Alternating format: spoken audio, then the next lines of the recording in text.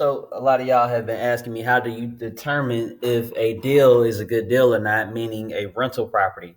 What price should I buy it at? When is it good? When is it bad? That's what we're about to go over. So I just want to let you know that I kept this simplified and dumbed down to the point that anybody can do the math. There's some more stuff that goes into this, but pretty much this is the gist of it. So number one, it's going to start with the purchase price. What are you buying the house at?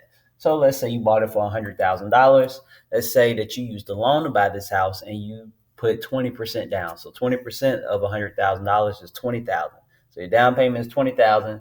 Boom. Your closing costs, because you just don't have down payment, like I said for the thousandth time. If you've been watching my videos, you also have down payment and you have the closing costs. So let's say the closing costs for this property that you had to pay was 2,500. So your total cost, down payment and closing, is 22,500. We're not going over appraisals. You're not going to pay for that one when you're buying an investment property, because you should be able to calculate what it's worth, or the realtor that you're working with should be able to do that.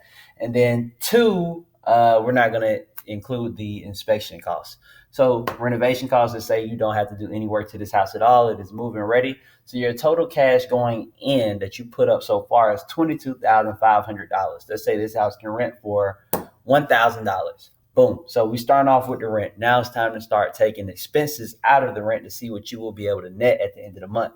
So this account for property management. Let's say that's 10% of your rent. That's a management company that plays landlord for you, which I encourage you all to do if you're trying to do a whole bunch of other things and you don't want to get your time sucked up. It doesn't take that much, but if you're a first-time landlord, I recommend that you get a property management company so you can see how things are done. You got CapEx. What is that? That is CapEx are things like the roof, the water heater, HVAC, stuff like that. So you want to put money aside for maintenance or replacement for things such as that. Then you got the maintenance. That's just, you might have to paint, repaint some areas where somebody made a scratch on the wall, or I don't know, the faucet stopped working. So you might have to put some money up for that, for maintenance on the property. And then vacancy, what is that? Vacancy is when there is nobody in the house. So you want to put money aside every single month so that when the tenant's lease ends, when they move out and you put it up for rent, there is a gap of time that it will take for you to rent the house back out to somebody else. And that during that gap of time, you'll still have to pay for a mortgage.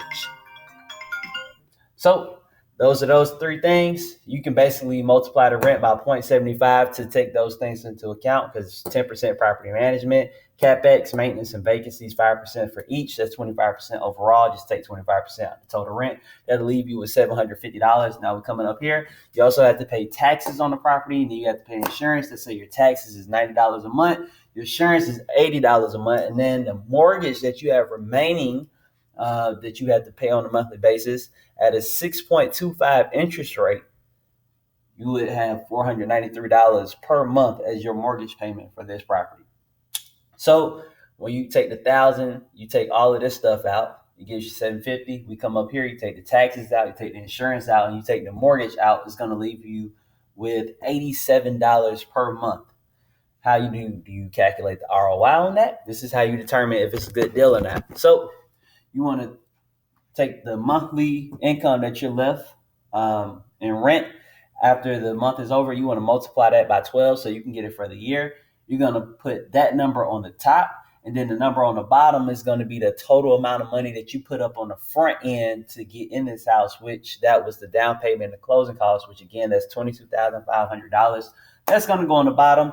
So you take your yearly rent, or your yearly net rental income, divided by the total cash in. It's going to give you a 4.6% cash on cash return.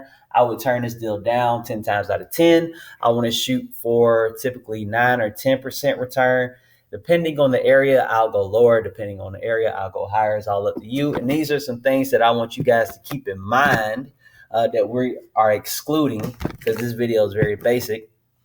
So 4.6% return, I would pass on that. I recommend that you pass on that too. You can also do other things to increase your return, such as put your property on Airbnb, rent the property out by the room, and some other stuff. Rent it out to companies or travel clubs, stuff like that. So the things that we're not taking into account in your total return, because these things are also taken into account, is the loan pay down. So every month your tenant pays the loan down for you. That also goes into your return. So that would take this 4.6 and make it higher, and it's building equity for you. We didn't take account appreciation. Appreciation so far, in Atlanta from September 2019 to September 2020, the average has seen about 15% appreciation. That is ridiculous. So if you have a $100,000 property, that means you went from 100,000 to 115,000. So we're not taking that into account in this example. That will also increase your return. You got rent growth. So over the years, your rent is not going to stay the same. Just how your landlord or the apartment building that you stay in raised the rent on you, you can also do that on somebody else. So the rent is not the same in 2010 as it is in 2015, nor is it the same as 2020. It's going to go up over time. So over time, as your rent goes up, and make sure to put that in your lease, your return on investment is also going to go up. And this return on investment that we calculated is cash on cash ROI. So ROI stands for return on investment, and then cash on cash is another way of saying how much cash did I put in, how much cash do I have left over. That's the return on that. And then another thing that we did not take into account is the tax benefits. You got to write off a lot of things that also increases your return. And then we didn't take into account that after you had the property for so long, you can move in it for 2 years, because right now the tax law says as long as you live in a property for 2 out of the last 5 years, when you sell it, you don't have to pay any taxes on it at all. So that will also increase your return. Those are 5 things that we did not take into account that can increase your return on this property right here. And then we're not taking into account that we got what kind of rent could we get if we were renting this property out by the room, or what kind of rent could we get if we were putting this property on Airbnb, which those two things are solely dependent on the area. And if you want to get the most bang for your buck, rent it out to a travel agency. My real estate mom mentor, Ms. Robin, she has a house up in Maine. She rents it out to a travel agency, a lot of money per month, way more than you could ever imagine for a single family home. And then some other expenses that we did not take into account. First month's rent, most likely when you're dealing with a property manager, the whole first month's rent will go to them. We did not take into account vacancy. So when you buy the house, it's not going to have a tenant in it. Hopefully not. So you're going to have to put it up for rent. We don't know how long it's going to take for you to get a tenant inside. If you're in Atlanta right now in 2020, it should take a couple of seconds if you put it up for rent.